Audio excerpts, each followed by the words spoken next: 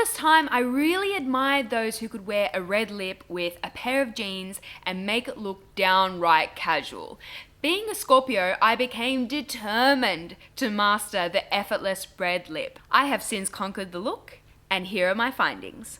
Let us begin with the base. I'm going for a luminous finish today, so we're starting with the Burberry Fresh Glow Fluid on the high points of the face. So tops of the cheekbones, a little down the nose, maybe a little bit on the chin. If the Becca Shimmering Skin Perfectors are a bit intense or shimmery for your preferences, I think you'll like the Burberry. It offers more of a sheen as opposed to a shimmer.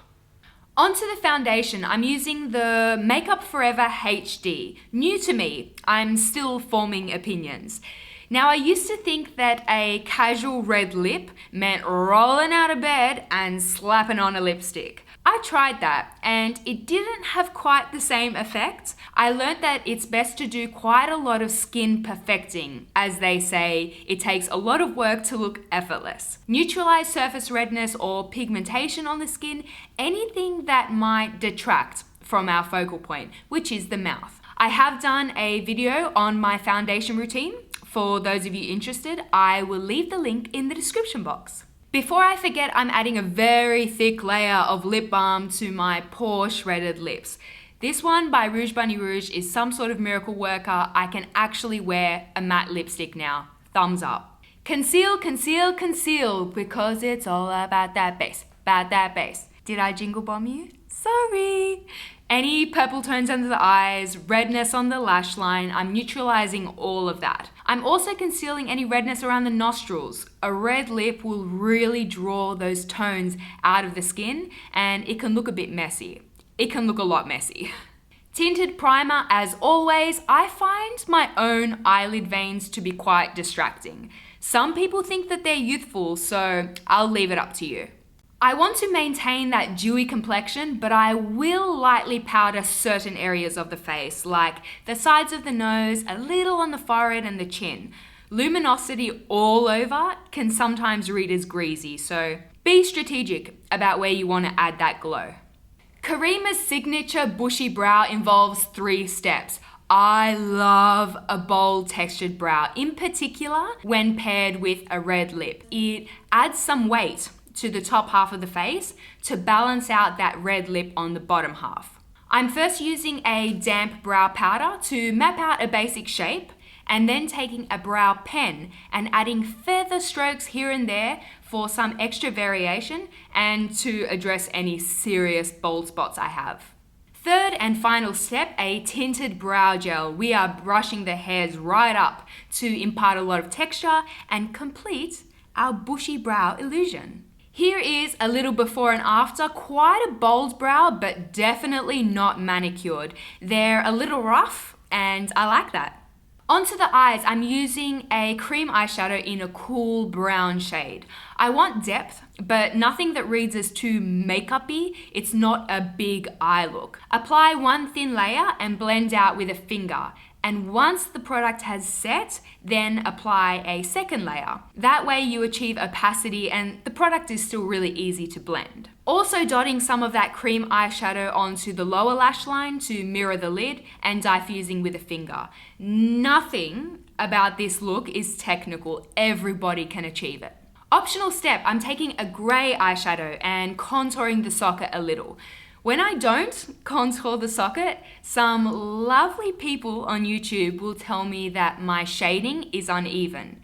It's actually my eyes that are uneven. I tend to contour one socket more heavily than the other to give the illusion of symmetry. But for what it's worth, I don't really care. I am at peace with my own asymmetry. A little iridescence around the tear ducts because I just feel naked without one. It suits my eye shape. Makeup Store Not So Dark, a fitting name for an off black eyeliner. I'm pushing that liner on the outer third of the eye and again smudging with a finger.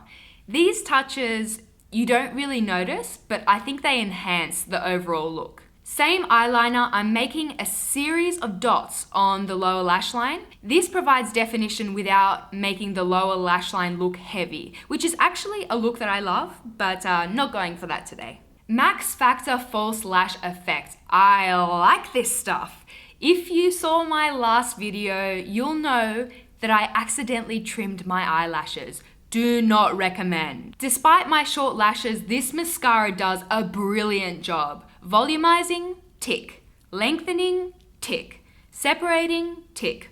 That is my stamp of approval. Surprise, we're contouring.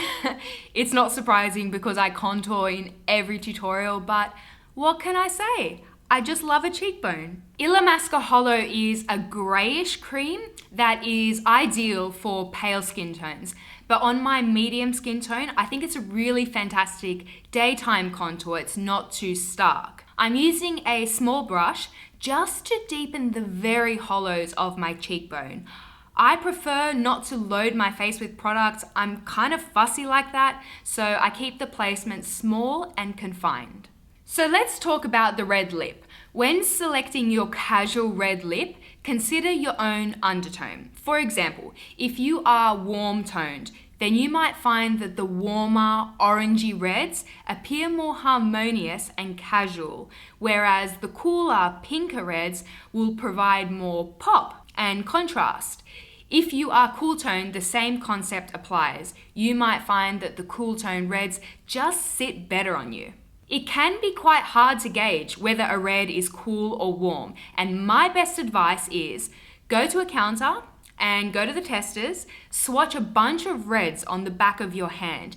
You'll start to notice that some of them look downright orange and some look very pink, and you can navigate from there. It also comes down to application. You can achieve multiple effects with the same red lipstick. So the first option is dabbing your red lipstick over a lip balm. Essentially, you get a tinted balm, and this is ideal for first timers in the red department. By the way, the lipstick I chose was Ruby Woo. This one is pretty neutral. It's not really warm nor cool, and it suits just about everyone. So that is option 1. Option number 2, I am blotting the excess lip balm so that it doesn't dilute the color, and then taking a lip brush and really working the color into the lips. This is a more intense, opaque red, but you can see that I'm leaving the edges blurry. I think this is a really great tip to make bold lips more wearable. It's also really low maintenance. You don't have to worry so much about smudging or your perfect lip line. Option 3 provides the most impact. I'm taking a matching red lip pencil to sharpen the edges of the mouth. A very crisp lip line transforms this red into a power lip. It really stands apart from the rest of the face. I think that you can still pull off a sharp mouth in a casual setting. Just keep the other elements of the face very nude and understated. After that lip goes on, you might feel as though the complexion looks drained or washed out, and this is where a little blush comes in handy. I'm using just a touch of coral blush, although personally, I think I could easily go without. This is for demonstration purposes, so really search your face and determine whether you need blush. Tasseled hair is the perfect pairing with this casual red lip. You could add some waves if your hair is very straight, but I'm just keeping it simple with some sea salt spray. Messy hair, don't care. Finish off the look with a white t-shirt or some sort of plain t-shirt and a pair of jeans, maybe a smart watch, and there you go, the effortless red lip. Bonus, glasses make this look even cooler, particularly if your glasses are a little bit masculine or a little bit hipster like mine. If you ever recreate any of my tutorials, make sure that you hashtag me at SHAMELESSFRIPPERIES. I would love to see. I hope you all have a wonderful day, and I will speak to you all very soon. Bye bye.